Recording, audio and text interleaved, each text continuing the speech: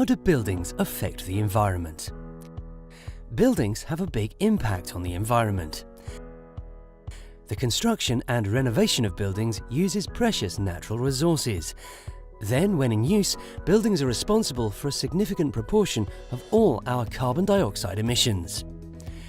Energy used in the construction and use of our homes and other buildings accounts for around half of the UK's total carbon dioxide emissions. Under the Climate Change Act 2008, we have a legally binding target to reduce these emissions by at least 80% by 2050. Globally, it's a similar picture. Buildings account for around 35% of resources, 40% of energy use, consume 12% of the world's drinkable water, and produce almost 40% of global carbon dioxide emissions. So, what can we do? Producers of building materials like us can ensure this is done in ways so as not to adversely affect the environment. We believe we've performed one of the largest number of life cycle analysis in the UK on our product range. These Environmental Product Declarations, or EPDs, show how our products have been made in a sustainable way, minimising energy usage and helping to protect the environment.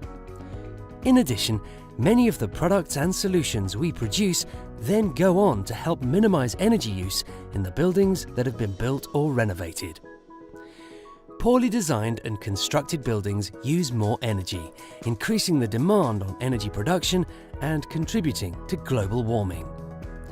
Reducing energy use in buildings is one of the most important ways to reduce humans' overall environmental impact.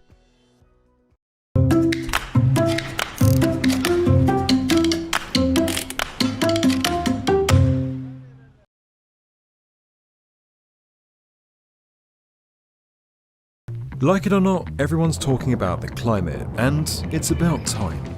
After years of grim prophecies about the state of our planet, it seems that governments and industries are finally taking some action on carbon emissions, or so it seems.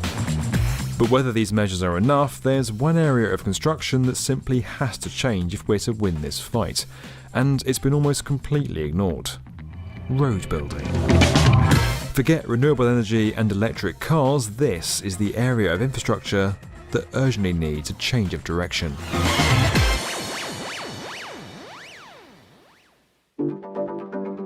Warnings about our planet's changing climate are nothing new, but in August 2021 we received perhaps the most serious one yet. A new report from the Intergovernmental Panel on Climate Change revealed scientists are now seeing unprecedented changes in every region, caused by human activity. The first major review of its kind for almost a decade, it's been called a landmark study and a code red for humanity.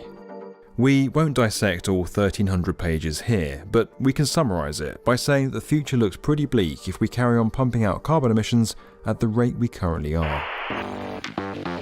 But we've kind of known about this for some time, and it's not as if we've done nothing about it. For example, there's the 17 Sustainable Development Goals set up by the UN in 2015, which all member states intend to achieve by 2030, ranging from ending poverty to giving everyone access to clean, affordable energy.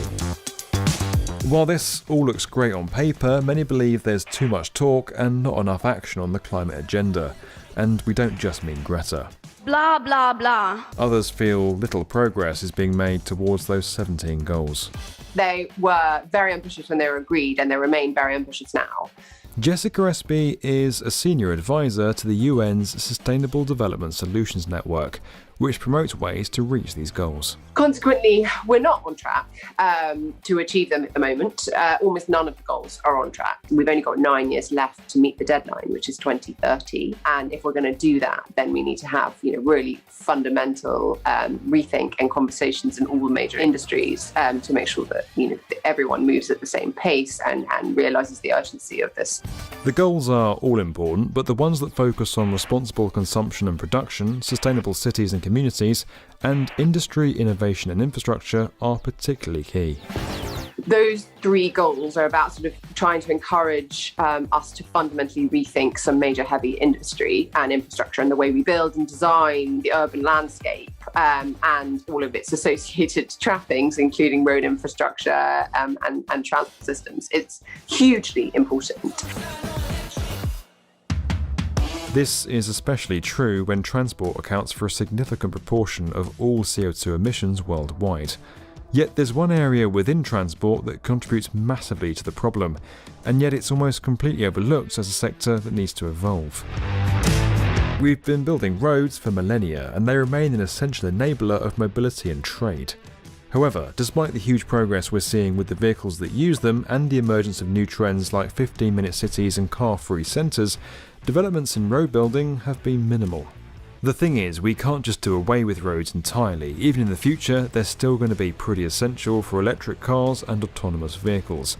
What does need to change is the way they're built. Construction and road building worldwide hold the key to significantly lower emissions, but there's very little reporting about the impact of road building now on our future. We've had over 100 years of a process that everybody's accepted, and we've reached a point where that process can't continue. Why is that? Well, you only have to look at how unclean and flimsy current road building practices are.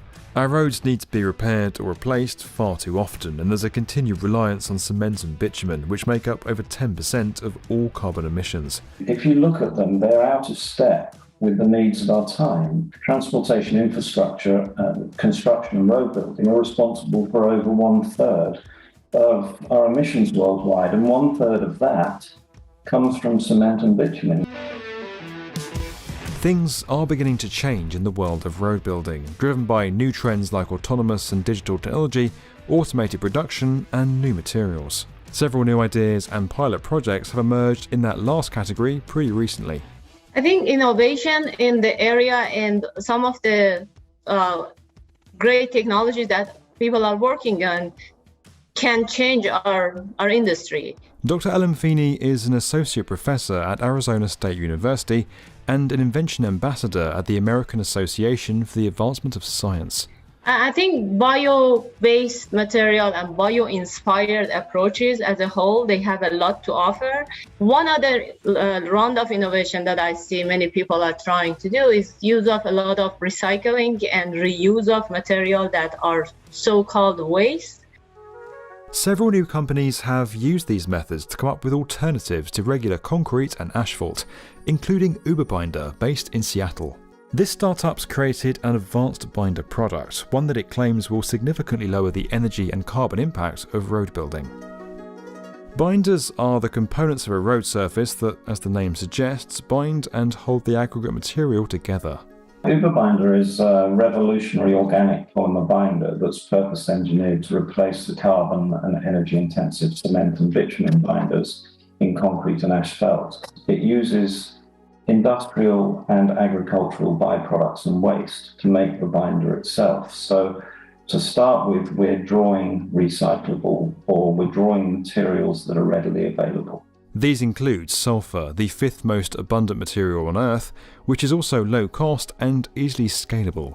It promises several other benefits over regular asphalt, like higher strength and durability, and it can be used at ambient working temperatures. We have a proof of concept. We've done a good deal of testing. We're keen to work with road builders towards better sustainability, better performance, better roads.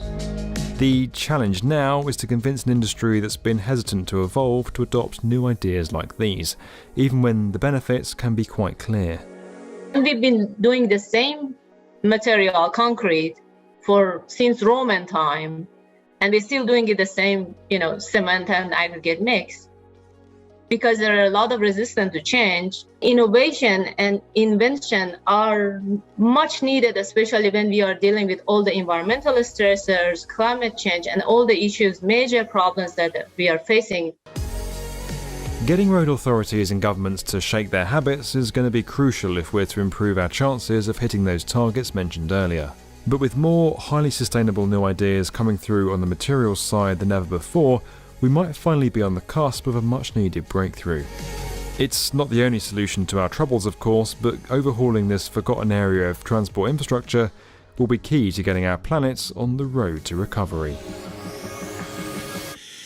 This video is made possible by Uberbinder. You can learn more about their new binder material at the link below. And as always, if you enjoyed this video and you want to learn more about where construction is headed, make sure you're subscribed to tomorrow's build.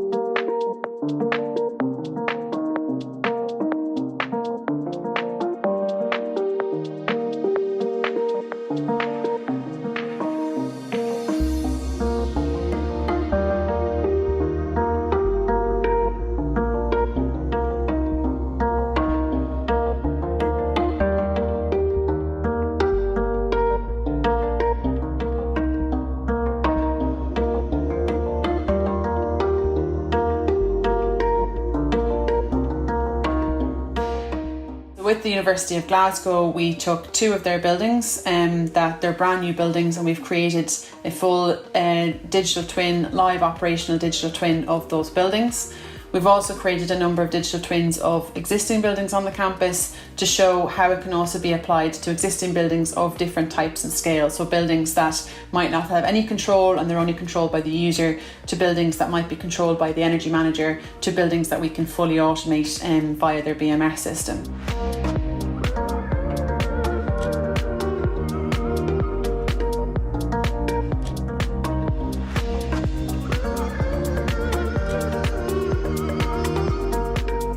The digital twin is an accurate and a true virtual representation of the real building.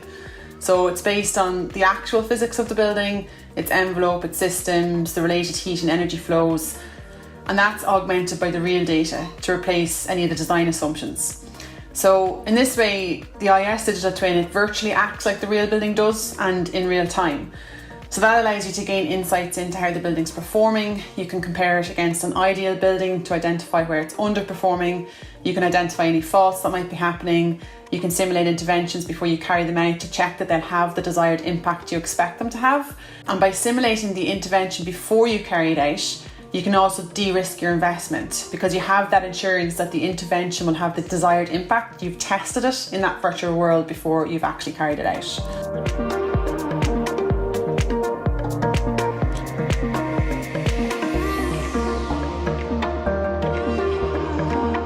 There's a number of benefits to having a digital twin, especially within an energy management context. And I would say the key thing for me personally as an energy manager is that you can see a number of systems layered over the top of each other at one point in time. So historically, energy management has been taking bits of information and understanding how they all fit together. The digital twin does that for you. Analysis of what's happening within the building can take a wee while. The digital twin does all that instantaneously.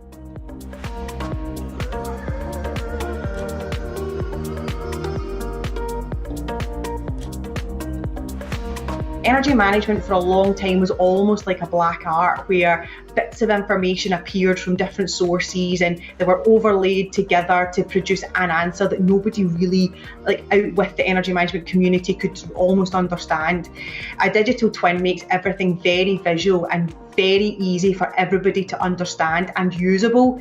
And one of the main benefits from that is that rather than just having one person look at information and data, you have lots of people looking at information and data because it is so easy to understand. We expect, as you would for a digital twin, to create energy savings. If you understand where energy is consumed within a building, very basics of energy management, you can then do something about it. It can absolutely be used as a model for other campus groups, and it doesn't even need to be university to be campus groups either. I mean, the idea of a digital twin is replicable throughout the entire construction industry or building industry, and it doesn't matter whether you manage university buildings or hospital buildings or shopping centres. I mean, these types of buildings all align themselves very well to digital twinning.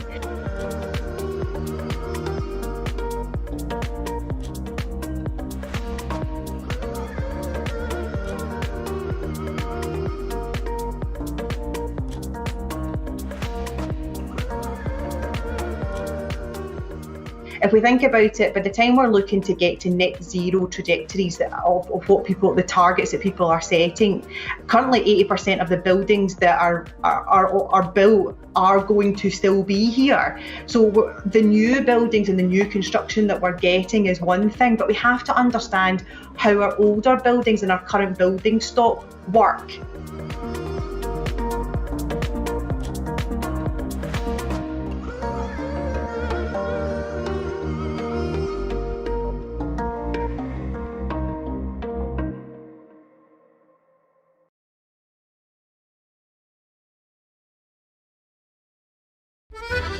Paris is famous for its food, museums and landmarks, but there's also some less desirable things like heavy traffic, poor air quality, and most notably, a lack of green space.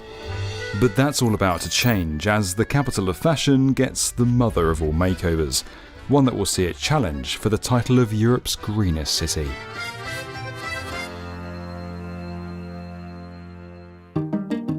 If there's one thing Paris doesn't have, it's enough greenery. Just 9.5% of its land is dedicated to gardens and green areas, lower than any other major European city.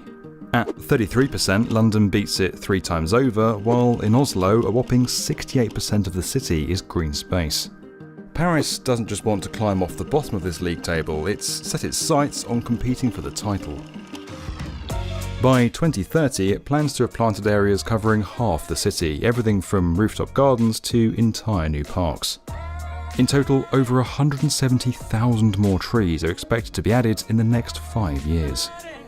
Several projects are being put forward to help achieve this goal, but one kind of stands out above the rest. The Champs-Élysées, the city's most famous street, is set to be transformed into this urban garden. It involves removing road lanes and replacing them with pedestrianised green space, adding tree tunnels to enhance air quality, and introducing dedicated cycle lanes. That's quite a lot of work that needs to be done around one of the city's most historic landmarks, a bustling hive of activity for more than 150 years. As well as connecting the Arc de Triomphe to the Place de la Concorde, the avenue offers some of the city's best shops, theatres and restaurants, and it regularly hosts events like the Bastille Day Parade. In normal times, that is not in the middle of a pandemic, hundreds of thousands of people a day would come here, and it's not exactly unpopular. So why the major facelift? Well, it might be a hit with the tourists, but the locals are no longer quite so keen. Many residents now avoid it, claiming that the old boulevard has lost its splendour and cultural importance, something that would have been unthinkable a few decades ago. Independent businesses have been replaced by large chain stores, and air pollution's become a big issue. With tens of thousands of vehicles passing through each day, nitrogen dioxide levels here are double the limit set out by the World Health Organization. Pedestrianising much of the roadway would halve the amount of traffic and dramatically improve air quality. Already, the Champs-Élysées is closed to traffic for one Sunday each month, along with the first 4 arrondissements, opening up a vast area of the city centre to just pedestrians. The new project will hopefully entice more Parisians back to the promenade and encourage more local traders to set up shop, reinvigorating the city's cultural district. The $300 million scheme is part of a wider plan to make Paris greener, with less cars and better air quality, although work on the Champs-Élysées won't begin until after the 2024 Olympics. In the meantime, other similar projects are due to get underway across the city, including one that will spruce up the biggest attraction of all, the Eiffel Tower. Here, a new park will be built around the base of the iconic structure, turning more than 100 acres of land into one of the largest areas of green space in the whole of Paris. Now, this part of the city is already quite leafy, but a lot of people find the current parkland overcrowded and inaccessible, which is why the decision was made to reimagine and extend the existing gardens.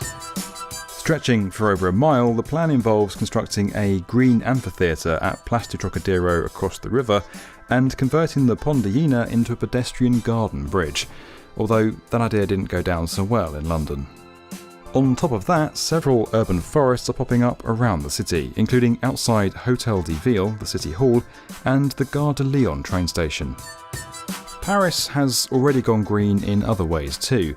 In 2020, the world's largest urban farm opened here. Around 7% of the city is going completely car-free, and almost half of the street-level parking spaces are being removed. That's around 60,000 overall.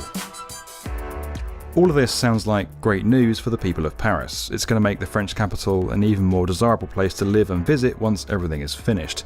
But not everyone's pleased with the idea.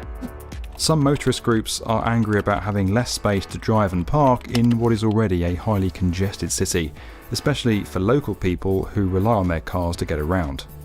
The idea, of course, is that these measures ultimately reduce congestion and encourage people to use other forms of transport. The fact is, Paris has been under pressure to act for some time, and not just because of poor air quality and traffic. It's needed to clean itself up ahead of the Olympics, and it was here that the International Treaty on Climate Change, the aptly named Paris Agreement, was signed back in 2015. It wouldn't have looked great if the city where such an historic agreement was made did nothing to tackle its very visible problems with traffic, pollution, and lack of green space. Many have been pleasantly surprised by the lengths Paris is going to freshen up its image, a move that will hopefully inspire other cities to embark on a green renaissance of their own. If you enjoyed this video and you want to learn more about where construction is headed, make sure you're subscribed to tomorrow's build.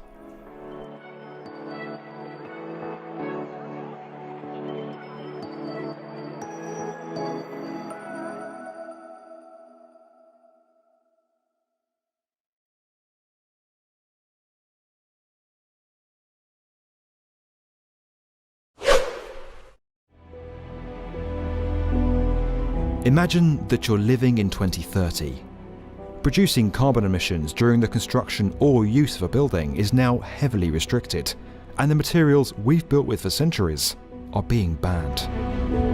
Automation has become the norm, transportation has been transformed, productivity is key, pandemic proofing is essential, your fellow team members are spread across several continents, and energy efficiency is everything. With this new world just 10 years away, this is how to build in 2030.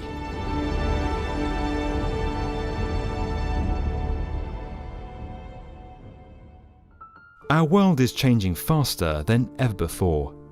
Growing populations are increasing the demand for buildings like homes, hospitals and schools. City structures are shifting how we plan our infrastructure. A global pandemic is impacting every country.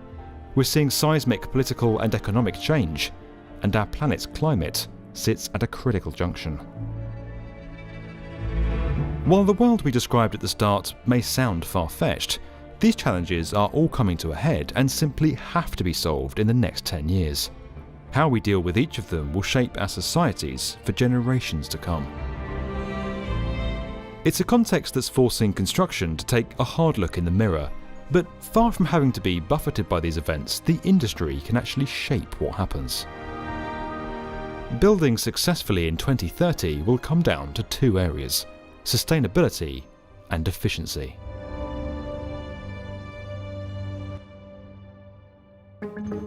Governments have set big targets for cutting carbon emissions by mid-century, and with construction now responsible for 40% of all greenhouse gas emissions, the industry has to act fast.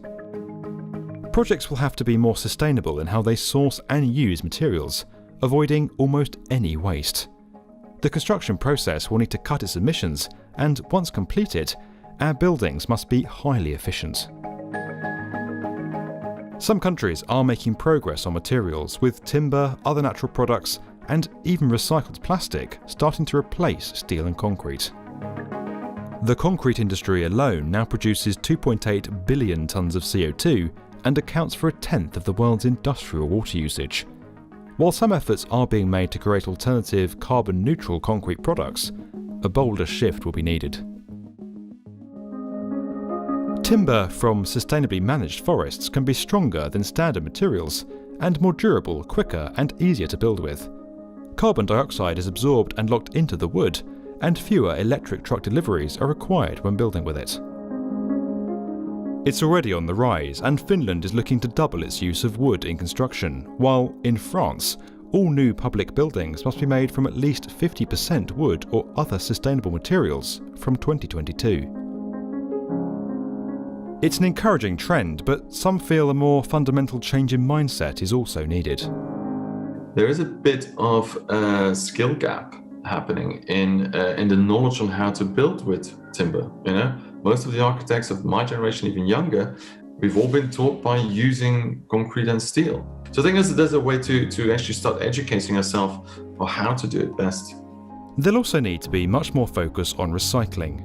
While reusing leftover material from a previous build, for example, is already routine in some places, applying this across the life cycle of a building has to come next. You should actually start thinking about the recycling process and the reusability process early on in your design. These little things, what kind of mortar you use, what kind of fixings you use, start thinking about that maybe in X amount of years you can start to dismantle it. Again, Europe is where many of the standards are being set. The European Union alone currently produces around 850 million tonnes of construction and demolition waste each year.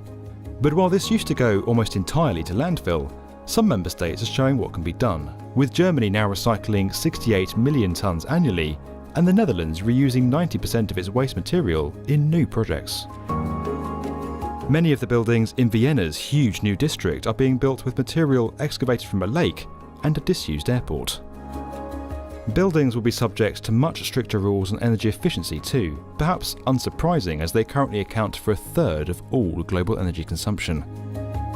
The World Green Building Council wants all new buildings to be net zero carbon from 2030, offsetting any energy used with renewable energy generated on site. While it might seem daunting, the early signs in some areas are promising. Energy efficiency is hugely important, and we see this in building practices now. New buildings going up, they have much more stringent requirements about their efficiency, thickened wall installations, all sorts of interesting window constructions where you've got triple glazed and some other coating materials, and really trying to make these places almost to what we would traditionally call as like a passive house sort of standard. The second key to building successfully in 2030 is efficiency. The shift we're already seeing in this area is partly being pushed from a world that needs construction more than ever before and has now noticed its low productivity, and partly being pulled by some serious tech advancements now digitising the sector. Despite rising population levels creating a higher demand for buildings, fewer people are choosing to come into construction, and the sector has a severe shortage of skilled workers. This, combined with those technology advances, is driving automation. Robotics and artificial intelligence will be widespread by 2030, with machines working alongside humans and taking on repetitive or labour-intensive tasks. More companies will use drones for site surveying and data collection, while much of their statistical analysis will be dealt with algorithmically. While around 15% of construction jobs could become automated by 2030, new roles will emerge in managing and controlling our technology. So there's quite a few people looking at automating certain design processes, right? Using AIs, for example. Now, AIs, what they're good at is doing something that has been done before, right? Because you need to teach an AI. You need to teach an AI with existing data. But what an AI is not good at is doing something completely new. The primary driver behind that of late, and it will continue into the 2020s, is more about the health and safety implications, because the driver for those is so strong now that anything that a construction project can do to remove people from the construction process to automate is going to get a lot of traction, even if that costs a little bit more.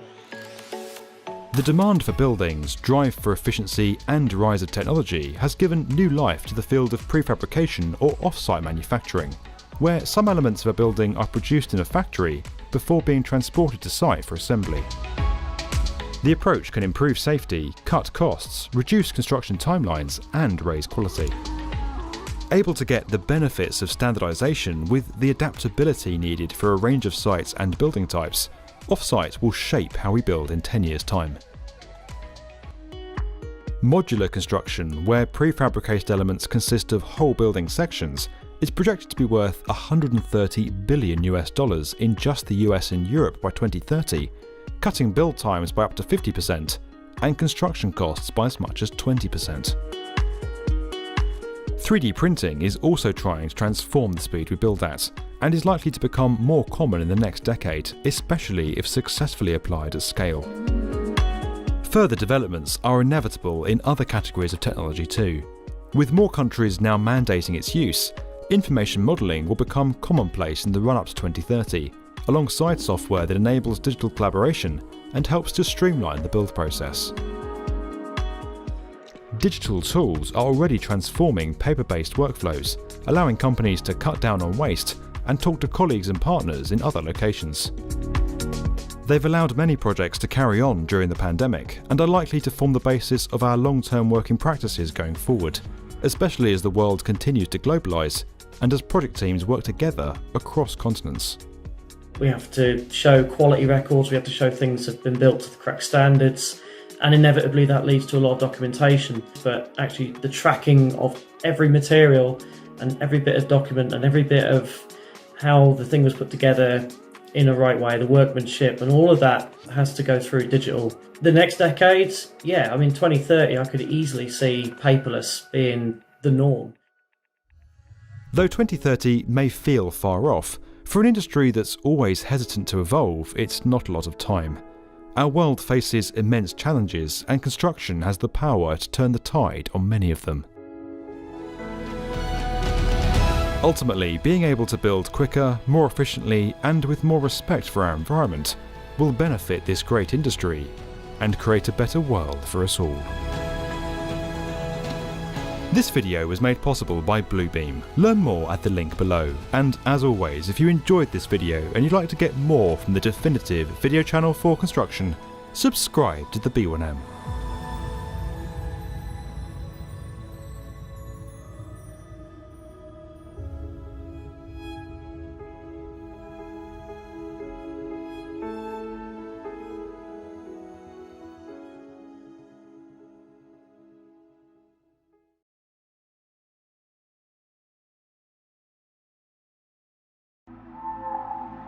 This is the Venice we're all familiar with. And this is the version that's a little less ideal. Over time, the city, famous for its canals, bridges and architecture, has also developed a reputation for flooding. Yes, it's always been prone to the water, but the frequency and seriousness of its floods has gone up a few notches in recent years. To solve the problem, the city invested in a one-of-a-kind new defence system. Costing billions and featuring some amazing engineering, its task is to stop this unwanted water problem once and for all. But it's not gone entirely to plan. Far more expensive than first predicted, and now decades in the making, the scheme's been marred by corruption, environmental opposition, and questions about its long-term effectiveness. In the face of a changing climate, this is a story that any coastal city needs to hear and remember as we build the future, both for its triumphs and its tribulations.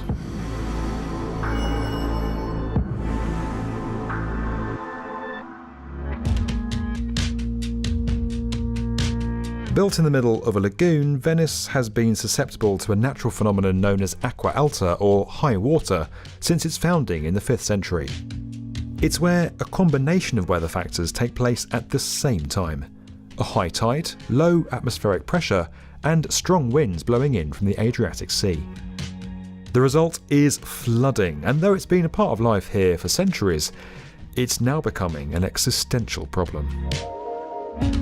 What used to happen just a few times a year began occurring more than 60 times a year by the end of the last decade, and 2019 saw the worst flood in over 50 years, with 80% of the city underwater. Combine this with rising sea levels, more extreme weather events, a city that's gradually subsiding, albeit very slowly, and James Bond sinking buildings, and you have a situation that needs an urgent fix. That's where this near €6 billion or $7 billion flood blockade comes in, now finally up and running 18 years after construction began. Called the Mose system, it's formed of 78 gates, each 20 metres wide, that rise up out of the water when flooding is imminent. These pop-up barriers are located at 3 points along the coastal cordon that separates the lagoon from the Adriatic. The two lower inlets, Malamocco and Chioggia, have one barrier each, while there are two at Lido in the north, where a new artificial island fills the gap between them.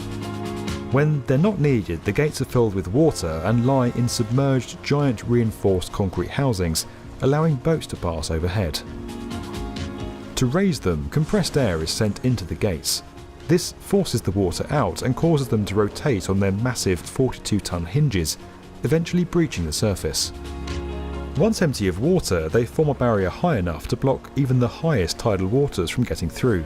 They can resist a 3-metre high tide and are designed to be effective even if sea levels rise by as much as 60 centimetres in the future. Once the tide passes, the gates are refilled and they flip back to their closed position. They can be raised in about half an hour, and the sinking process takes about 15 minutes. Because each barrier has multiple gates and they can be controlled separately, the whole system is flexible depending on the size of the tide and other conditions.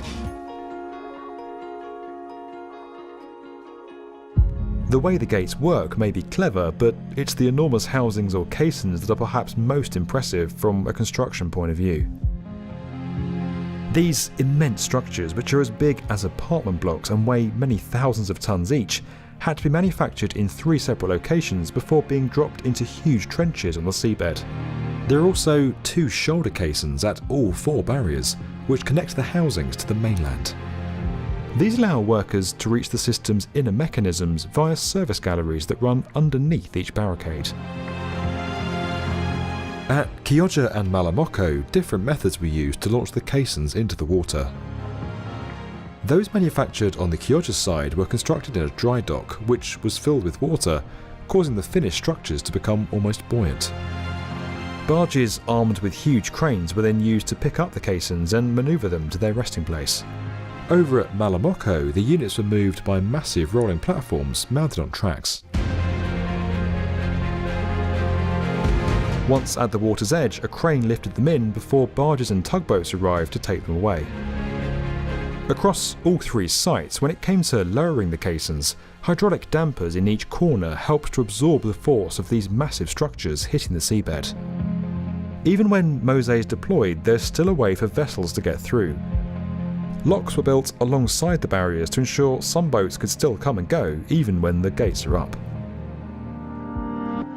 It's a clever flood defence system that could also make a difference around New York City, on San Francisco Bay, or in Sydney Harbour in the years ahead.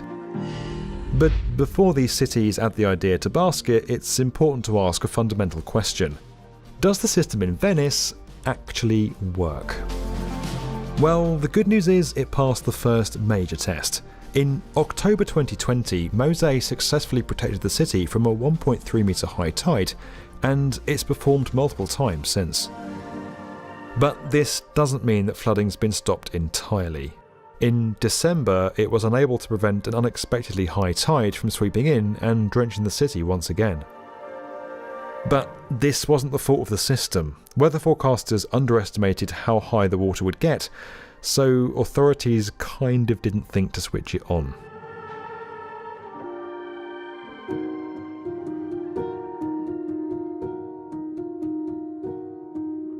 It was far from the first blunder for the project. In 2014, dozens of officials, including the city's mayor, were arrested in a corruption scandal, with millions of euros in bribes thought to have changed hands over the scheme. Its final cost is now around 4 billion euros higher than originally predicted, and that's without the 100 million euros required each year to maintain the system. Opponents have voiced their concerns about Mosaic's impact on the lagoon's ecological systems, as holding back water in this way could lead to depleted oxygen levels. This would get worse the more the barriers are used, and it's likely they'll be seen more frequently as sea levels rise. Others have cast doubt over it actually being able to withstand the higher water levels that are expected to occur later this century. The time it's taken has also been heavily criticised. The system might be new, but it was designed in the 1980s, when attitudes to climate change were less serious than they are today. Many also question whether it's as effective as much older and less expensive defences like the Thames Barrier in London or Rotterdam's system.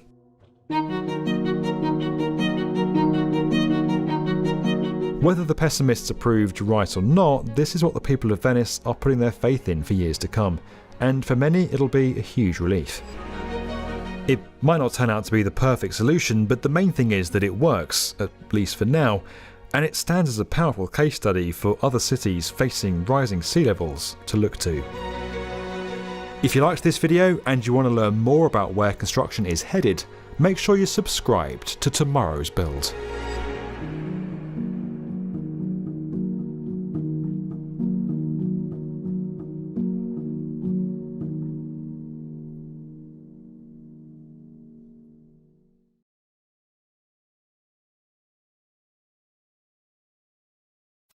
Hi everyone, today I'm going to be discussing the topic, what is sustainable construction? The aim of this presentation is to help you define sustainable construction, understand its misconceptions, focus on the core concepts and recognise the importance of sustainability.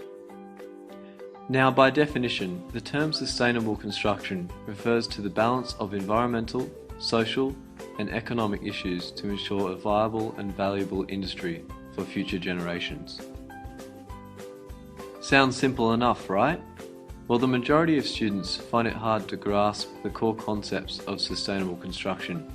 There is often a clouded view of what it involves, how it impacts the built environment, and how it is achieved. This confusion among students is likely due to the nature of the construction industry, having an enormous impact on the environment. Impacts of construction such as the use of natural resources, clearing of land, and the generation of waste often contradicts a student's view of sustainability. So how can construction be sustainable? The truth is, sustainable construction has a lot more to do with the design of buildings, management of construction, and the choice of materials, not just how energy efficient a building is. It is applied to all phases of the project, from design to operation and demolition. How is sustainability achieved? There are many ways to achieve sustainable construction. In recent years, there has been a focus on the efficient use of energy and water. Examples include low consumption sanitary fittings and controls, sustainable urban drainage systems, rainwater harvesting and grey water recycling. Also, solar PV panels, gas-powered tri-generation plants. Sustainability can also be achieved through waste management during construction, operation and demolition. Examples include recycling of timber, concrete, bricks, tiles and steel, prefab or pod buildings, and materials that reduce waste, such as tinsel and logic wall systems. Example is the use of recycled materials, such as the reuse of concrete, recycled backfill material, recycled hardwood timber, recycled plastic, such as plastic lumber containing fly ash or C&D wood. And finally, sustainable planning, design and management. For example, designed to meet the Green Building Council of Australia's Green Star rating system, designed to maximise natural light and passive ventilation, and selection of long-lasting and renewable materials. Why is sustainability important? It is expected that the world's population will grow by 33% to 9.6 billion by 2050. Leading to an ever-increasing building construction activities. Population growth is impacting on our resources and the natural environment. 32% of landfill waste comes from the construction and demolition of buildings. As you can tell, there will be an increasing focus on sustainable construction in the coming years, and for a good reason. As future managers, it is important that we understand the concept of sustainability and learn how to apply it to construction projects now and in the future. Thanks for listening.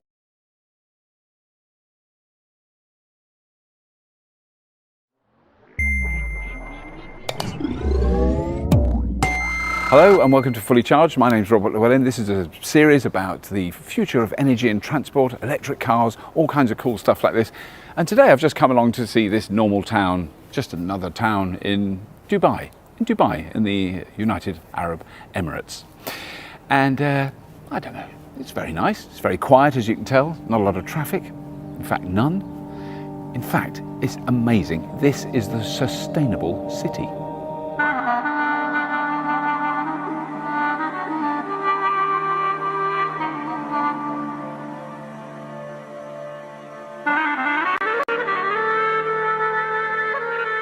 First of all, thank you for coming. I mean, this is it's a delight to show you all of this. So this is the sustainable city, and we regard it as our goal is to have a net zero energy development. So everything you see, first of all, the principal design element is to reduce the energy intensity of the city.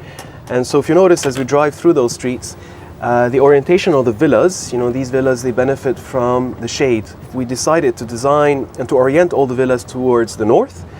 So all these villas are north orienting, which means they get a lot of shade and we avoid the sun. Right. And that is so important in this part of the world because otherwise your air conditioning cost is going to go up through the roof, and that's not good for carbon and carbon emissions. Yeah. We also have UV reflective paint, which means you deflect a lot of sunlight and you reduce the thermal heat gain. Right. The windows also have tremendous thermal values, and the roof as well. It's such an attractive place to live. I mean, we're now going past these beautiful ponds. Yeah, these are the water features. Right. This is actually grey water, and this comes out of our wash basin. This is water from the showers and the washing machine, and we actually treat it. We separate the water which enters the city into two streams. So we have black water and grey water. Right. So what you just saw is the grey water that is treated, and we treat it here in-site or on-site in the community. And you will see that in a bit. And then we pump it up through that stream, and we have these storage ponds. And all along this farm, we're now driving through the farm, which runs the length of the city. Yeah. We tap into the grey water system to irrigate the landscape. And we also use the grey water to keep these pads, if you can see those streaks, those streak marks, those pads, we keep them moist with treated grey water, and those are pads that we utilize to cool the biodomes. Right. So they actually provide fresh air into the biodomes, and we're going to enter one of those and see what's inside. Wow. And then this is the thing that I first saw when I arrived, is that all the car park space is shaded with solar panels, which is so sensible. Yeah, well, 2 points. First of all the cars are assembled. So we wanted to keep the cars away from the clusters, which means when we drove through a cluster, it is completely car-free. Right. That's amazing for kids. I've seen lots of kids playing around. Yeah. This is their space. The entire cluster is their space. So we have all the cars in one location and under a roof panel. And so we have, in the city, we actually have 10 megawatt peak installed. Let me put that into perspective. Wow. That's 40,000 panels, PV panels. So far we've installed 26,000. And of those 10 megawatt, 3 megawatt come from the parking areas. Wow. So that's a lot of electricity. Yes. So we can produce 10 megawatt hour of electrical energy, solar energy per day. Wow. And this feeds into the grid. Wow. Yeah. This feeds into the grid because we are grid connected. And then we tap from the grid, we take it back to supply energy in different sections of the city. Right. All the services, the cooling pads, the farm, the street lights, the water features, all of that is actually utilizing electricity from the car parks. Right, yeah. So there is one community pool, and this has always been a contentious point about sustainability, but we've designed it in such a way. First of all, this is a closed system, so the water is filtered, and we just top it up, replenish it because of evaporation during the summer, and we have a very environmentally friendly treatment system as well installed. But it's also clearly very popular. There's always and it's very popular. I mean, living in Dubai without a pool, at least one pool is a bit difficult. It's become expected. Because it's such beautiful weather here today when we're in January. So I have been in this area before in the midsummer, and I know that it is extremely hot. So it can get, exactly. So now the weather is beautiful. We're at 25 degrees Celsius. If you come back in 4 months, it's going to be 45. Yes. So then the story is different. Yeah. So the water that you see here, this water is streaming down. This is grey water, treated, and we have a little bit of slope. So we utilize the slope to have that movement of and water. Is it cleaned as it's? So it's treated. It is, first of all, it is treated, and then we improve the treatment. If you notice these grass, this is papyrus. Right. That's what they had in Egypt, right, to make paper, for example. And those are called biofilters. So we planted those, and they're actually soaked down in the water, and they biofilter the water as well because there's a lot of nutrient uptake. Yeah. So they improve the water quality even more. The trees that you see now, the landscape here is only 2 years old. So what you see is only 2 years old. So we've tried to balance between the amenity and the utility value of a landscape. We don't just want beautiful trees and landscapes and shrubs. We also want to have trees that are going to bring something back to us. So the date palms, these we pollinate in the spring, and then we're going to harvest. We harvest the dates in August. Wow. And then the trees scattered along the farm, we have avocado, papaya, pomegranates, mulberry, fig trees. So those are spread, and they will benefit from the shade of the palm trees. And all of that is actually irrigated with treated sewage effluent. So these pipes that you're going to see everywhere, Right. this is actually treated sewage effluent. Right. Wow.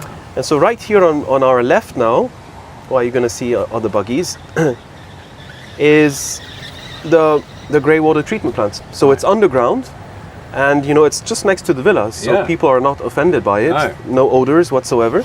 That's the water that we treat. Lovely plants. I can't smell anything else. Yeah. That's the water that we treat, and then we store it in the lake, and then we pump it up, and then it trickles down again, and we tap from the lake for irrigation purposes. Right. We have recycling stations spread Everywhere, throughout yeah. the city. So we have a ratio. We actually have 9 of these for every 90 villas. So this is the farming that we try to have for the cooler climate. So for about 6 months of the year, we can grow food outside. And this is actually managed by the community, by residents. Right. And some of that furniture that you see scattered, these benches, the picnic tables, and this giant table or giant chair, yeah. this is made of construction waste. This is all construction waste from phase 1.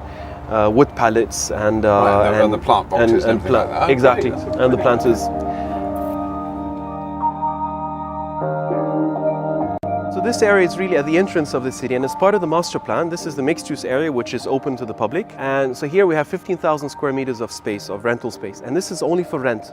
Right. And the idea behind it is that this is going to generate rental revenue, and a portion of the rental revenue is going to pay all the service fees and the maintenance fees in the city. So we have promised all the residents in the community that they will pay 0 service fees and 0 maintenance fees. Wow, hang on a minute, let me get my head around that. So you move into the city, Yeah. whether you're a tenant or a homeowner, a villa owner. So you can buy one of the You can villas buy, outright. this is called freehold in Right, Dubai. So right, you can buy property or you can rent, Yeah. right? In both options, in both cases, you will not incur service fees or maintenance fees. It's 0. Wow. So when you look at concierge service or sweeping the streets or sweeping the panels, or we actually dry clean the panels, the solar panels, all the landscaping, the water features, the grey water treatment, the security outside, the mosque, etc. All of that is provided for free. I mean, for free meaning it is offset by revenues that come from this plaza. And this is related to ensuring that there is also economic sustainability and social sustainability. It is not only about the energy features and the water features. The economic dimension also has to make sense. And I mean, has the general sort of public response to what you've done here been? It's been tremendous. I mean, it's been tremendous. Some people there was a lot of skepticism, right? If we go back 4 or 5 years when the planning started, most people kind of just brushed us aside. Right. Even bankers and I mean, there was little interest. We did draw attention, but I don't think many people believed in this concept and the design. That was post-financial crisis, global financial crisis.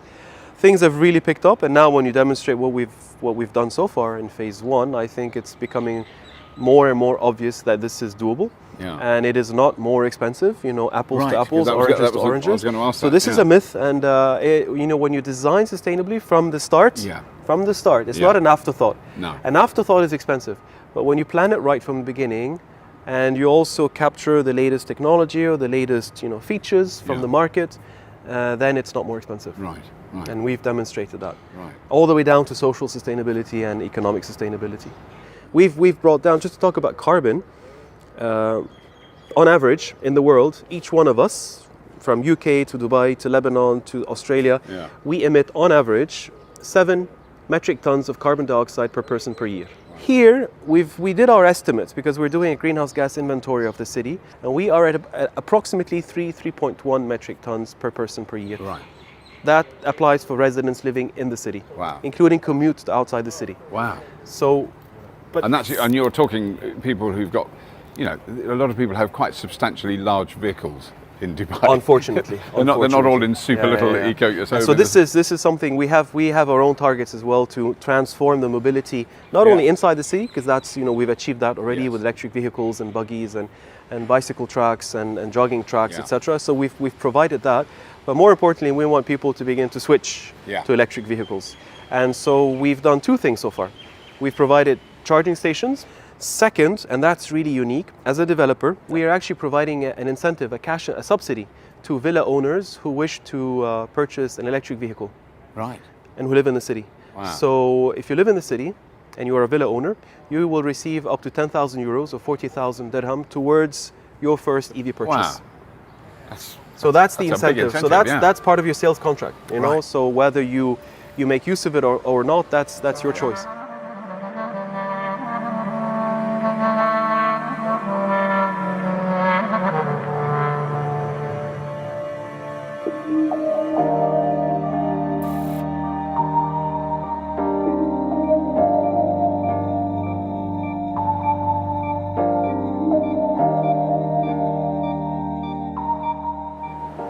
This is amazing. Yeah, so we have 11 of those. Right. And this is our attempt to grow food. We started with herbs. We now have, we spent most of last year, 2016, experimenting with different herbs and different temperatures. And so we've now selected 40 herbs. What you see here in this biodome, we have leek, we have parsley, we have mint, we have basil, chicory, spinach over coriander, cherry tomatoes, lettuce. Because it's much cooler in here than outside, but then the fans are blowing air, so sucking air outside. Yeah, this is the beauty of having a low-tech solution. This is a desert technology. Right. This has existed for more than 40 years in farms all across the Arabian Desert. Right. And the system is very simple. We actually have, we call it fans and pads. Right. Fan and pads. So we have 4 fans blowing air out. Then you have a negative pressure inside. So passively, air is going to flow in. Through those. It's going to flow in. Right, now because I understand. You're blowing air out. Yeah. These are called pads. It's like cardboard, corrugated cardboard. Right. And then we wet them. We moist them all the time with treated grey water.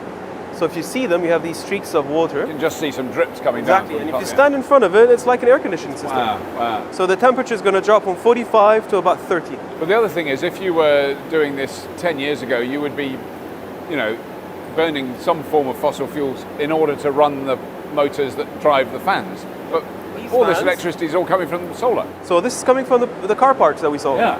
That's what we call the solar farm. And these are just motors. It doesn't take a lot of power. Very simple. It's very simple technology. Yeah. Just motors. So there's no air conditioning system. Right.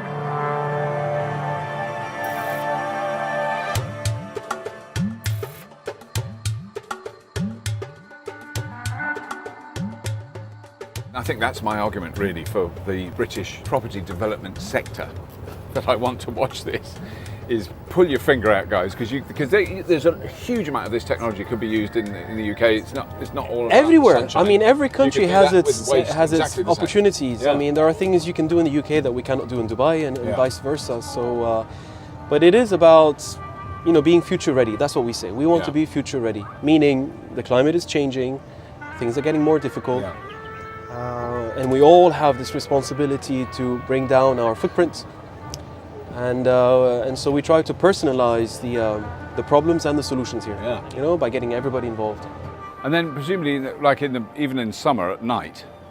Actually, well, it gets colder at night than you expect, doesn't it? Yeah. But I mean, you could have a meal up here in the early evening when it wasn't quite so. Well, we can hot. use this space. You can use this space for about 8 months.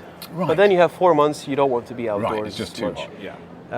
That would be mid-June through mid-September. Right. It's upper mid-40s, lower to mid-40s, and then it's humid as well towards the end of the summer. But otherwise, 8 months. And so if you notice, a feature we have here is that we tend to associate solar panels with put it over the garage. I don't want to see it. It's not. It's unsightly. But we've actually incorporated it. It's part of the architecture. Because when you look over there, you wouldn't think, all those roofs are solar panels. Yeah, because you're expecting to see something like that. But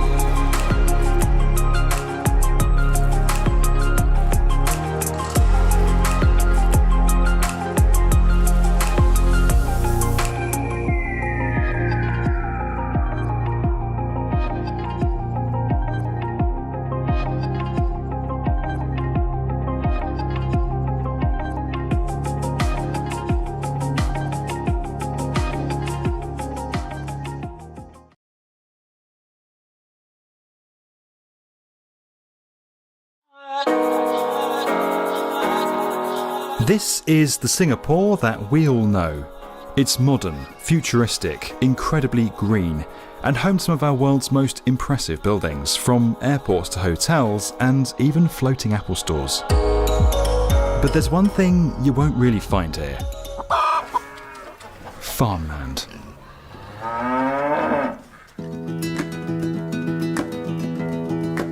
Singapore currently imports 90% of its food supply. That means when something like, say, a global pandemic or geopolitical tensions disrupt the supply chain, being able to produce your own food within your own borders suddenly becomes really important. To make its food supply more resilient, the Singaporean government has laid out an ambitious goal: produce 30% of its own food by 2030. But unused land in Singapore is hard to come by, so urban farms are popping up inside, outside, and everywhere in between. As the world's urban population continues to grow, these might just be the farms of the future, and construction will need to know how to build them.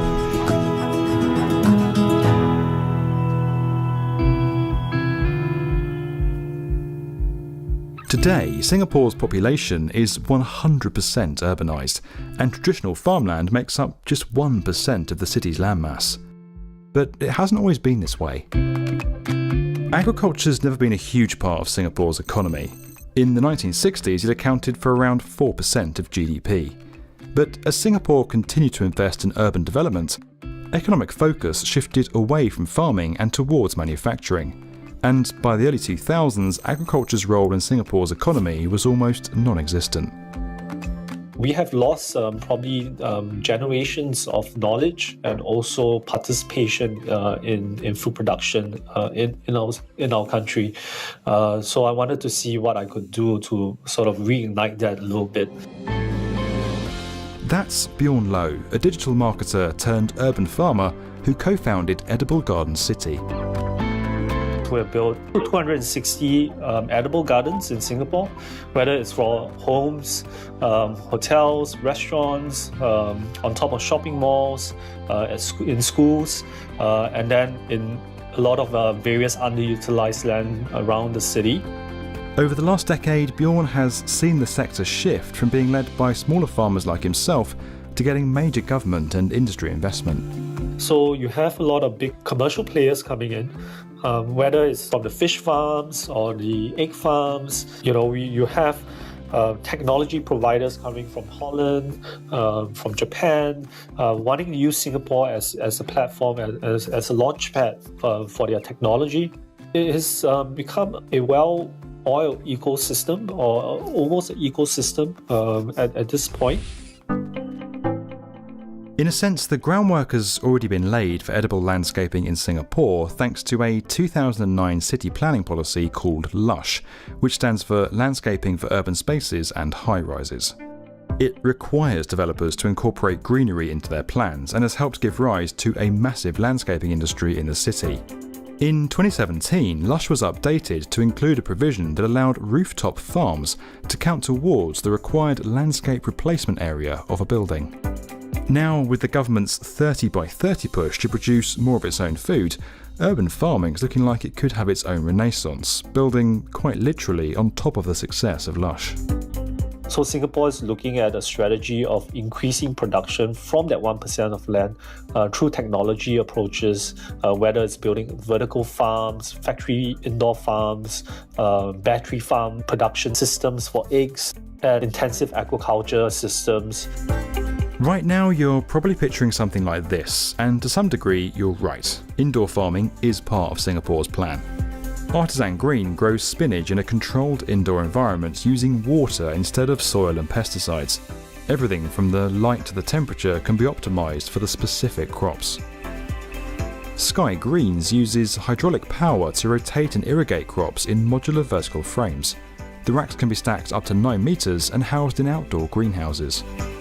But while controlled environments can help avoid some of the pitfalls of traditional farming, like water pollution caused by pesticide runoff, the process can be quite energy intensive, and after labour, energy and technology costs, it can be hard for urban farmers to compete with the price of imports. We know that the food system is challenged because of the approaches of industrialized production.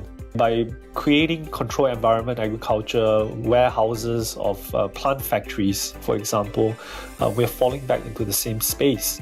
So whilst we have that as one approach, which is highly publicized and focused on, we need alternative approach to that. One alternative to growing crops inside buildings is to simply build farms on top of them. In partnership with the Singapore Food Agency, City Ponics opened a pilot commercial farm on the rooftop of a multi-storey car park, where it grows lettuce, spinach and basil, or basil if you're watching in the US, using its hydroponic vertical farming racks. And Edible Garden City has designed urban farms to live on top of shopping malls, car parks, and even in an unused outdoor jacuzzi. The government's making more space available for larger scale farms too. Since 2020, it's offered up to at least 16 car park rooftop sites to be rented out for 3 years as urban farms. In addition to contributing to the 30 by 30 goal, the government said urban farms can also help to cool the city through rooftop greenery.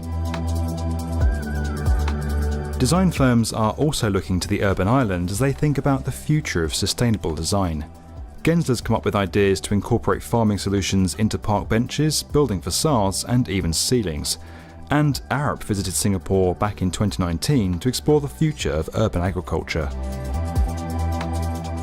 But when it comes to urban farming, going from concept to construction is only half the battle. The biggest challenge of all may be getting people to actually eat the food, especially when it comes with a higher price tag. It really requires everyone to participate in it, right? Whether it is growing that leafy greens at home and understanding that process, or then starting community farms within their HDB blocks to drive a community effort to food growing. I think that is really important, because we may never hit the 30 by 30 if we don't have a whole society approach, because industry can only do that much, government can only do that much, so everyone needs to participate. Singapore isn't the first to turn to urban farming. In the 1990s, Cuba began building its own urban farming infrastructure out of necessity because of the collapse of the Soviet Union, which led the country to lose roughly half of its oil imports. And today, cities including Sao Paulo, Seoul and Tokyo all have their own urban farming initiatives. What makes Singapore unique is that it's essentially building an agriculture industry from the ground up.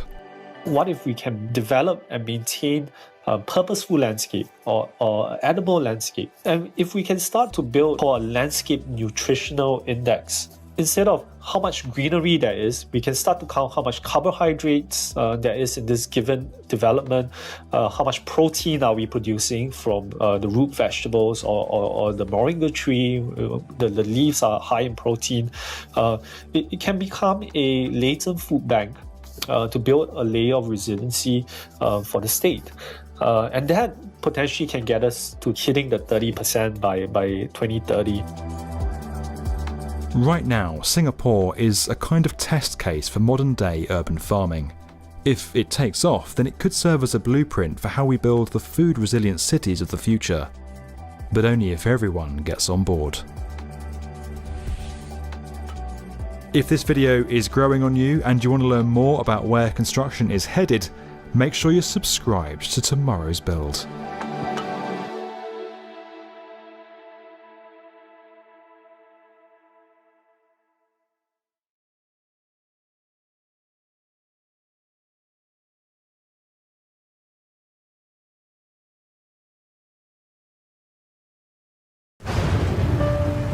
It's raining again in China. None of us like the rain, but here it's gone from mild annoyance to a serious problem. Once a largely rural country, China now has more than 100 cities with populations of over 1 million people, and all that building on former farmland has led to a major downside: flooding. But instead of constructing big barriers like others have done, China is turning back to nature for the solution, upgrading its cities so that they welcome the water rather than hold it back. Get yourself comfortable and prepare to soak up China's sponge cities.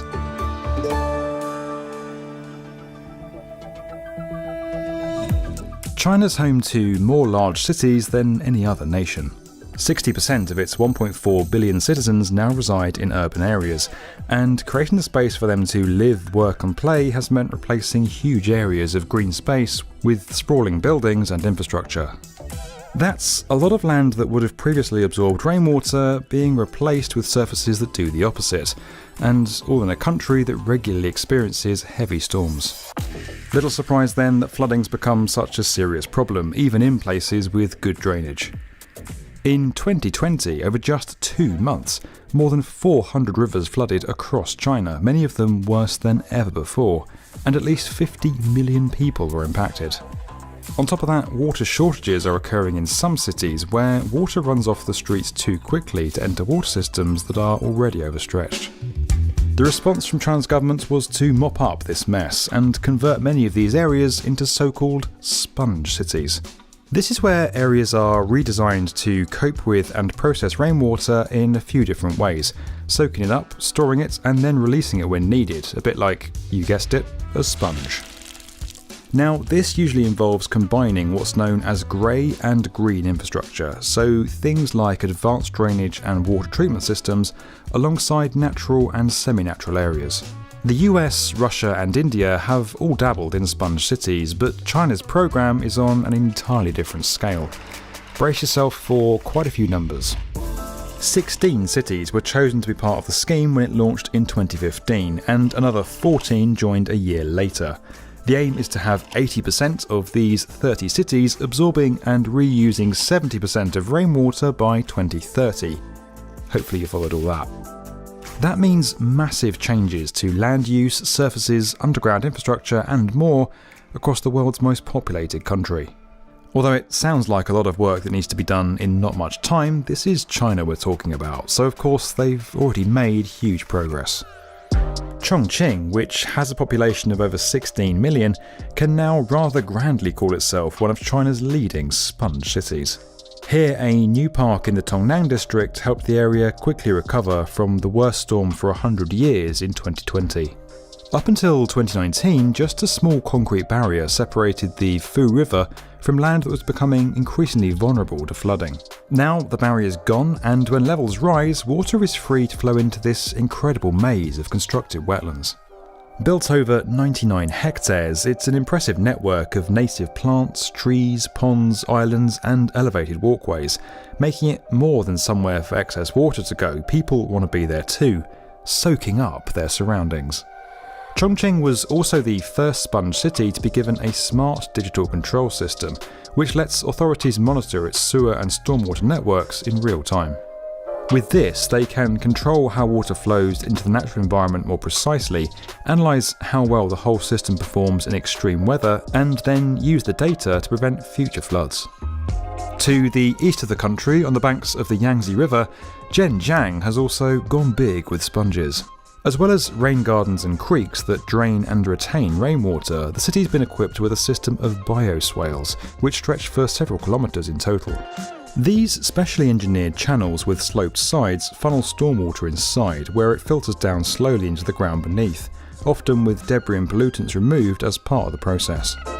Go for a stroll in any decent sponge city and you'll also find permeable roads, paths and cycleways, all of which allow water to soak directly into the material instead of forcing it into drainage systems that can become quickly overwhelmed. Polyurethane binders are combined with gravel or stones to create a surface with similar properties to concrete or tar, but with tiny cavities that let water through. Around 4,000 litres of water per square metre can be absorbed each hour, and there are now networks of these across China, from Tianan City to Hangzhou, which is set to host the 2022 Asian Games. Now, that event is actually relevant to this video because this site for the tournament was designed as one big Sponge City project, a fantastic place to soak up the sporting atmosphere. Previously a flat piece of land, the area is being transformed into a 116-acre eco-park spread across a rolling hillscape. Rainwater will be collected, filtered and reused for water features, plumbing, heating and cooling, according to Architectonics, which designed the master plan. But despite all this work, China's sponge cities haven't been able to prevent every flood from occurring, including one notable recent example. In July 2021, the city of Zhengzhou had almost a year's worth of rainfall in just 4 days, leading to extreme flooding that tragically killed hundreds of people. Zhengzhou spent over $7 billion upgrading hundreds of flood-prone areas as well as the drainage system. Unfortunately, these improvements were completely overpowered, leading many to criticise the city's efforts and question the effectiveness of the entire programme. But Chinese officials responded by pointing out the severity of the storm, claiming that no city would have been able to avoid taking heavy flood damage in such a situation. Experts also say that sponge city projects are only really meant to protect against light to moderate storms and floods, which kind of brings us to the main point. Schemes like these do their job in most scenarios. There are loads of different options to suit a variety of cities, and they look great too. But with severe events like the one in Zhengzhou expected to become more common, we'll need more than this to stop further tragedies from occurring. Even with that said, for most cities worried about water levels, introducing a sponge strategy of their own or something similar is likely to put them on a much firmer footing in the future. If you enjoyed this video and you want to learn more about where construction is headed, make sure you're subscribed to Tomorrow's Build.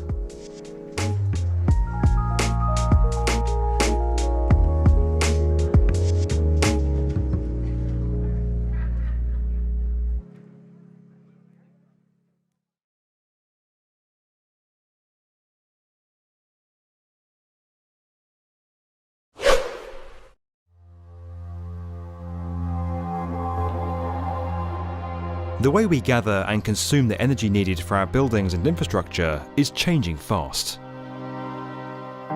Fossil fuel demand is declining while renewables are more widespread than ever and look set to rise further. But while we might be generating it more cleanly, reducing the amount of energy we use without heavily disrupting our lives is another challenge altogether. With buildings a huge contributor to carbon emissions, solutions in this area are becoming ever more critical as we work towards a zero carbon future. But some projects have already reached a goal that until recently would have seemed far too ambitious, creating more energy than they use through state-of-the-art technology. This is how buildings can power our world.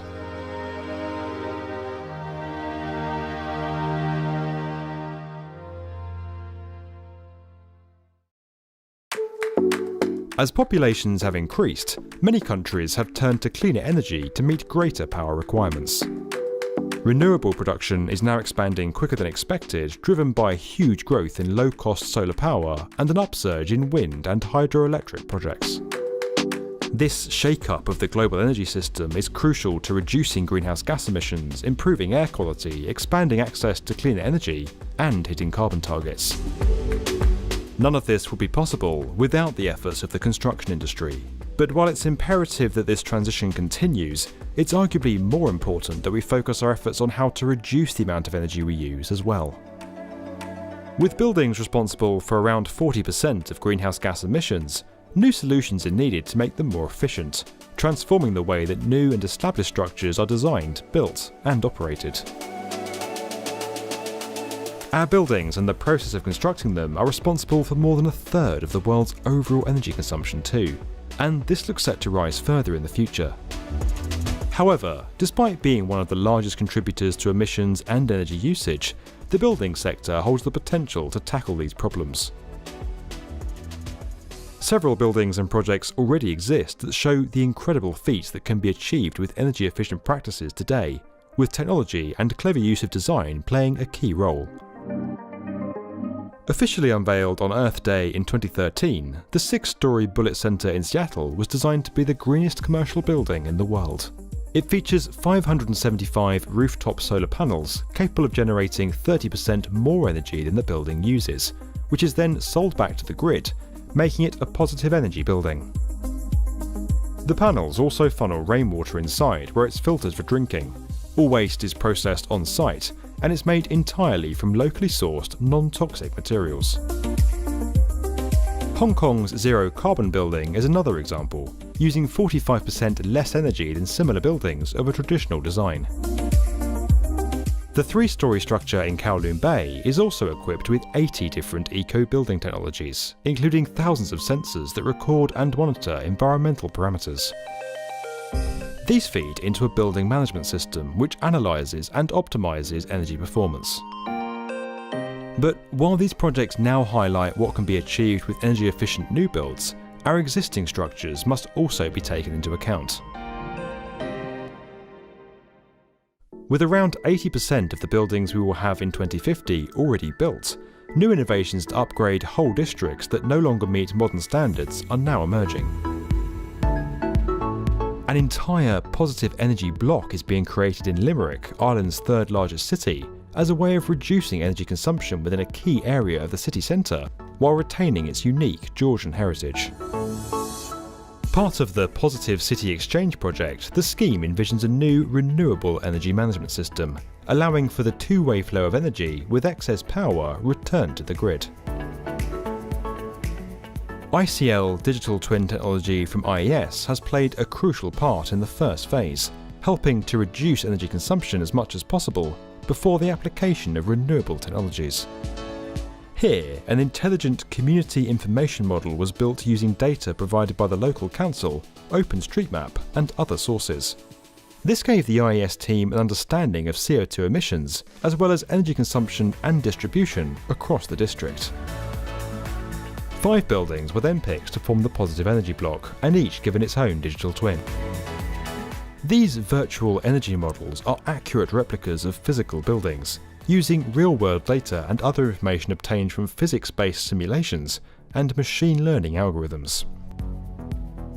Next, small operational measures that could achieve significant energy savings were identified, such as modern heating controls, while the impact of upgrades like improved air tightness and LED lighting were calculated. Finally, the team investigated the effect of deeper actions, including replacing boilers with heat pumps and the integration of renewable energy sources, suggesting solar panels on the roof and the installation of a tidal turbine in the nearby river. Implementing all of these measures will reduce electricity demand to just 0.6 gigawatt-hours per year, with the block expected to generate 1 gigawatt-hour per year, a positive energy result. This process is designed to be easily replicated across other city districts worldwide, starting with one of Limerick's partner cities, Trondheim in Norway. With the scale of the climate challenge becoming more evident all the time, the need to overhaul our built environment and boost efficiency is getting increasingly urgent. But projects like these can give us hope. They show that transforming how our buildings use and also generate energy is not only possible, but that it can be achieved right now. While the construction sector has a lot of work to do if it's to turn the tide against climate change, arming the industry with cutting-edge technology and inspiring examples to follow could shift the balance in its favour after all. This video is made possible by IES. To find out how its digital twin technology is being applied on other projects and helping to hit zero carbon targets, click the link below. And as always, if you enjoyed this video and you'd like to get more from the definitive video channel for construction, subscribe to the B1M.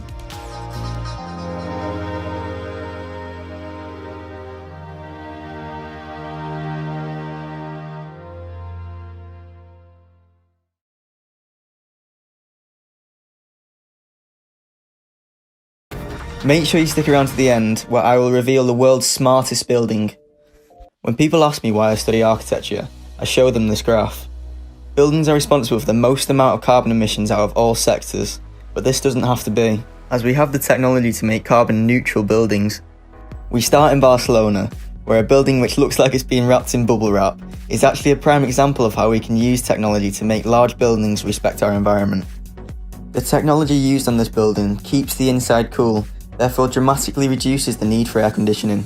Air conditioning in hot countries such as Spain can make up for 40% of the total building energy consumption. Just to cool the inside of a building, that is far too much. So how does the technology on this building work?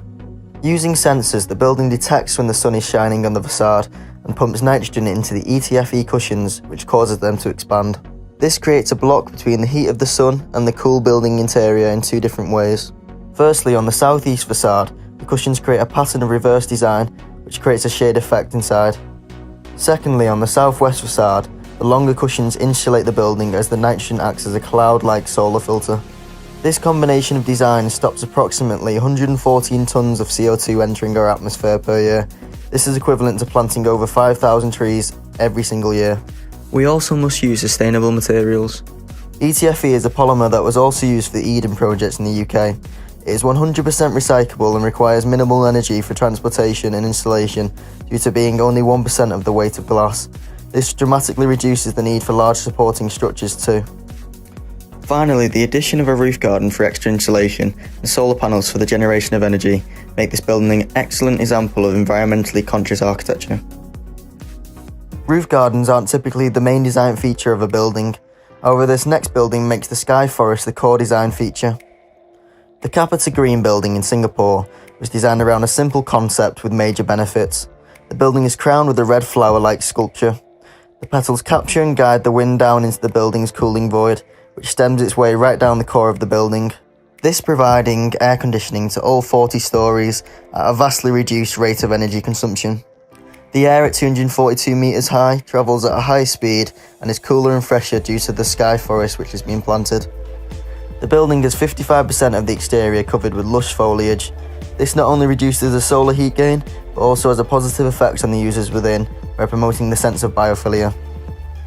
This building has shown that using nature as a design inspiration is one of the best ways we can combat climate change. This next design can be best introduced by the Mayor of London. This building really does represent a glimpse into the future. Bloomberg are a company who have made a large effort in reducing their ecological footprint in their buildings. In total, they have saved a massive $95 million in operating costs and have also drastically improved employees' productivity. This goes to show that smart buildings aren't just benefiting the planet, they are also benefiting our economy and well-being too.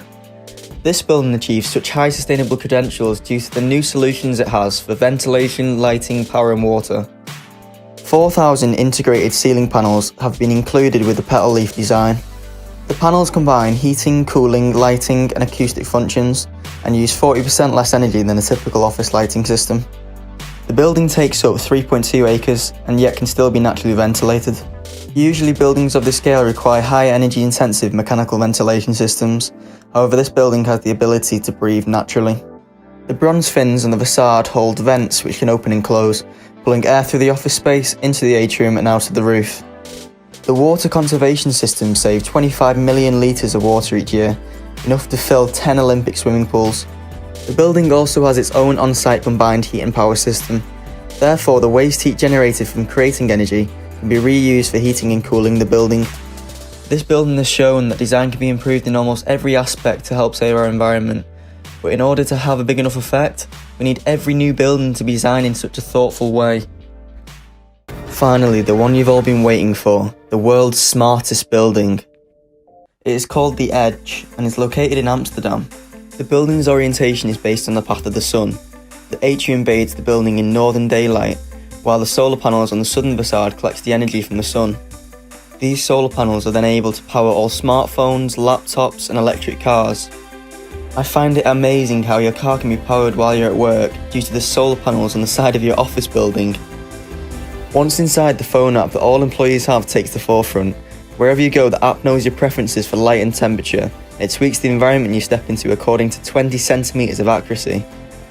This app tells the building system when rooms are unoccupied, which means when there's zero occupancy, there's next to zero energy use. The building is learning every day, and because it is connected to the internet, it is future-proofed, so they can add new sensors as technology advances in the future. Finally, the building stays warm by pumping down warm water in the summer months, almost 400 feet into the aquifer below. It sits here insulated until winter, when it is sucked back out for heating. We are planning to build a lot more buildings like these, and the next one will be smarter and the one after that will be smarter as well. And we won't stop until all cities in the world are filled with buildings that are intelligent and that are not using any energy anymore.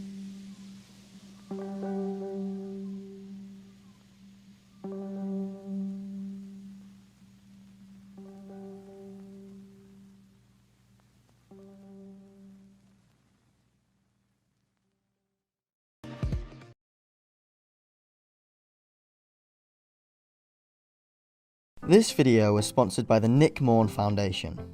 Concrete and steel production releases tons of greenhouse gases into the atmosphere every year, contributing to air pollution and climate change. Fortunately, there are some more sustainable materials which can be used for construction. In this video, we're going to be taking a look at some alternative yet eco-friendly materials, such as seaweed, mushrooms, and even coffee, and their practical applications in construction.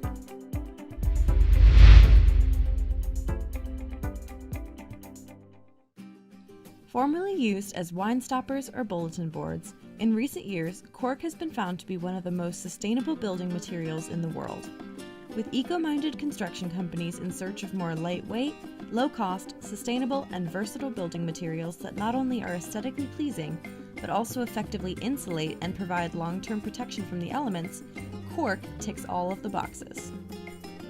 Cork is harvested from a water-repellent layer of bark on the cork oak tree, mostly grown in the Mediterranean region of southwest Europe and northern Africa.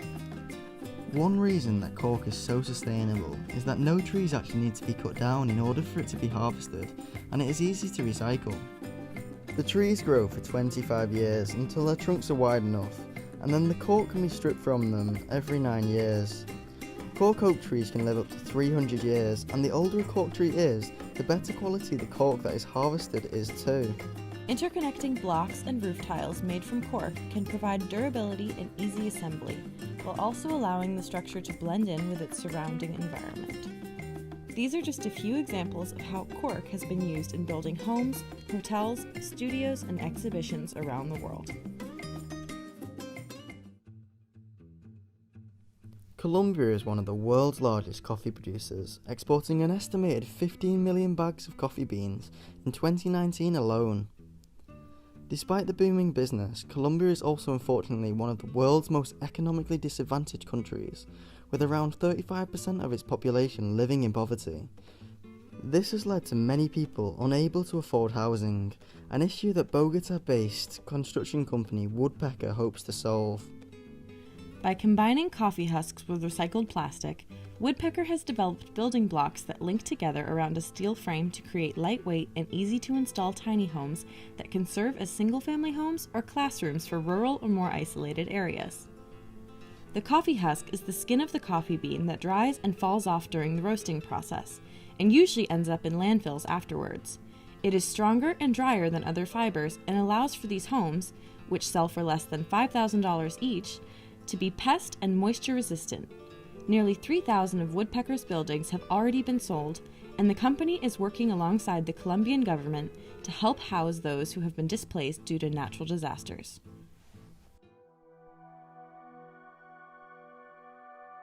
For projects inside the home, Dutch designer Mieke Meijer and a team at 5 have developed newspaper wood, an original material adaptable for floorboards, hybrid furniture, shelving, concept car interiors and more. Made from sheets of recycled newspaper glued together and layered, the pieces are then dried, compacted, sawed and sanded, giving it the look of wood grain. Due to the size and strength limitations of newspaper wood is not aiming to act as a large-scale alternative to wood, but it does offer a potential solution to the global paper waste problem. In the UK alone, it is estimated that over 6.3 trillion tonnes of paper are thrown away every year, whereas recycling can save millions of trees. Imagine a material with the potential to be the key to a sustainable future in the fields of fashion, art, food, shipping, construction, and more. Mycelium, or the tiny thread-like roots of mushrooms, may just be able to fill these big shoes. It is 100% biodegradable and compostable, yet when dried is strong and durable enough to resist mold, water, and fire. In recent years, mycelium has been used for creating eco-conscious packaging materials, meat alternatives, and even skincare products. Now, however, mycelium compressed into bricks is one of the construction industry's most exciting and promising new building materials. Because fungi are living, breathing organisms, they self-regenerate quickly and can assemble themselves into lightweight yet solid objects in a very short time. For more precise or complex projects like insulation, mycelium can be used in 3D printing, making it the ultimate non-toxic building material. Examples of mycelium structures include the Hi-Fi in Queens, New York, the Growing Pavilion in the Netherlands created to showcase how mycelium self-assembles, and the Myco-Tree project in Seoul, South Korea, exhibited to show how mycelium is strong enough to act as essential structure and support for buildings while also adding natural beauty to any space. You may think of green algae as something that only grows in your local pond or river, but in Hamburg, Germany, green algae is being used to provide energy for an entire building. The photosynthesis occurring in the algae cells turns the sun's energy into fuel for the building. The algae rapidly grows within the glass panels that cover the entire building, where it is then extracted and put into a bioconverter which turns the algae into biomass. This biomass can then be used for a number of things, including a source of food for humans or animals, and it can also power cars, but its greatest ability is that it can generate electricity and heat for those living in the building. When we visited this project in 2019, we were told that the process was actually producing so much energy that it could also power the surrounding buildings too. You can learn more about this and other green projects in our green architecture video here. In the UK alone, nearly 3 billion disposable diapers are thrown into landfill each year. To tackle this issue, Canadian company No Waste are recycling diapers and other absorbent sanitary products into roof tiles. The recycling process sanitises the waste to create two different materials.